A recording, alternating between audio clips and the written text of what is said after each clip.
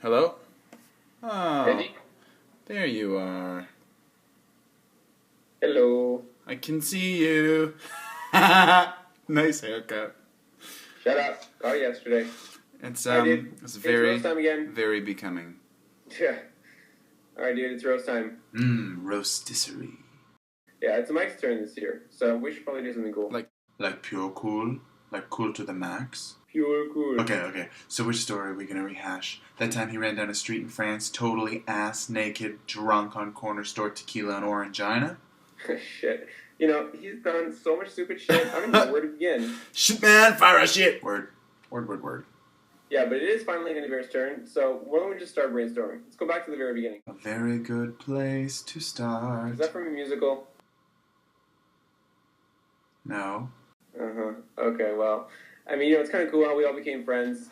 You know, he and I went to Shalom Hebrew school together. We had, like, all the bar mitzvah parties and kiddush lunches and shit since we were wee giants. Trump. Known him since I was 6. JCC Camp Shalom, mother lover. Lawyered.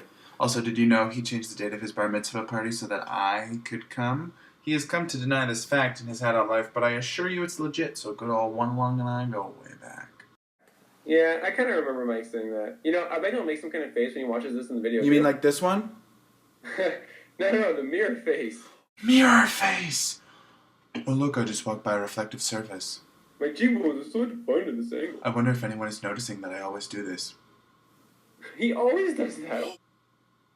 It's like when he always thinks he can fix things. But, you know, I remember this time he called me out into Richmond from Vancouver. Just because something was wrong with his kitchen cupboard door. Yeah, I went over there. It turns out it was one little screw that was loose on one hinge, and the guy couldn't figure out how to take a screwdriver and give it a couple twists. So, fine. I went over there and did it for him. But if it's not that, it's straightening a picture frame, putting up a shelf, like hanging a flower basket. I mean, seriously? Come on, Mike. Canada's worst handyman. He should be on that show. We have to submit him. Yes. So genius. Yes. Yeah, but in addition to navigation and grill apprentice, he's now been promoted to screwdriving apprentice. Grilling apprentice. Oh, you know, Mike is a surprisingly good cook when he wants to be, which is never. Unless by cook you mean put alphagetti in the microwave. Just eating an entire green pepper for dinner. Didn't he do that when he was fighting the terrorists in the motherland? Or the IDF can eat the green peppers otherwise the enemy will smell them coming from a mile away. Or that hummus. Come to think of it, I seriously question how much of what he recounted actually happened over there. I mean, he is the fraternity drama queen. Wait, wasn't that your pledge name? It was wrongly allocated. They did not know who he was yet. Uh-huh. Sure, big guy. Pledge Gurian. What the fuck is that? Yeah, anyways, back to Israel. You know how you mentioned at one point you had to go into Gaza to do this training exercise where you had to storm a hill and capture the station at the top? And then how he was telling us that, you know, the officers made him the leader of the group because he told this one campfire story that they apparently loved. Yeah, anyways, so remember he was telling us then that he was having to do all these hand signals, like telling the guys where to go, like right, left, and storm the station, and oh my god, and how it was like raining rockets on them, and it was like heavy fire coming from all directions, and yet somehow... Okay, let me get this right. So, Michael single-handedly stormed into Hamas headquarters in Gaza, found Osama's hiding place, convinced him in English to give himself up, conveniently ran outside to find a military chopper lowering a rope ladder that he clung to with one hand while the other carried his Uzi, and then flew off into the sunset. Yeah, Zero Dark 30, more like Zero Dark Gunyan. Gunyan Dark 30. Zero Gunyan. Zero Dark Gunyan. What? Gunyan Dark Zero. Orez Dark Gunyan. Done. Anyways, I've actually developed an equation to translate the exaggerations to actually get a normal story out of them. Like, for example, always means twice, and, like, best high score ever will mean, like, barely complete, or, you know, made out with so many girls means... Truth or Dare pecked one once in the dark, and she was rather mannish. So, okay, so if we plug the story into the equation we get, Mike went into the IDF for a couple of months, they did exercises, he ate green peppers, and there was a substantial amount of yelling and running, sometimes simultaneously. Basically, yeah. Oh, but what kind of roast would this be if we didn't state the obvious? Mike is a hopeless romantic. Emphasis on hopeless. And he seems to fall in love with every single girl. Then they all get nicknames.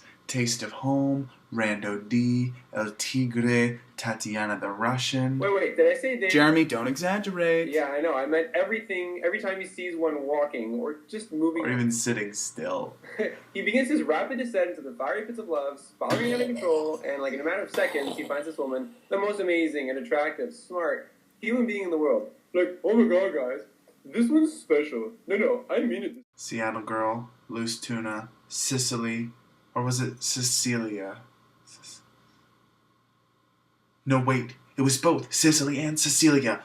What? And yet somehow he's screwed. And not in when the he's good trying way. to find girls in Vancouver. That he had to coerce a girl from Washington. That's another country. To come to our formal lot. I heard he promised her Bieber tickets and free health care.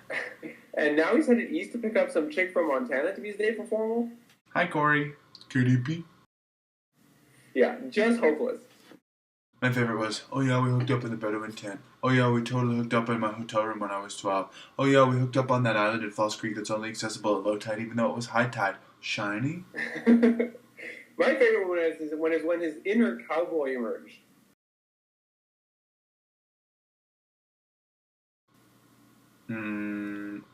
Gross.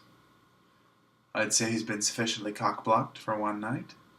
But of course, Mike, even though we harp on you like all all the the time, time. and he falls asleep during movies And ask for the spelling of business and everything. and Denialand. And when we have to wait 45 minutes to leave because you're styling your hair. Or applying back knee cream. Or you're just irrational love for country music. And then you think you can sing as good as them.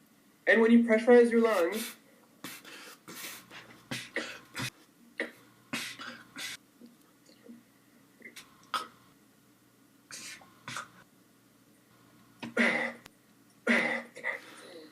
You good?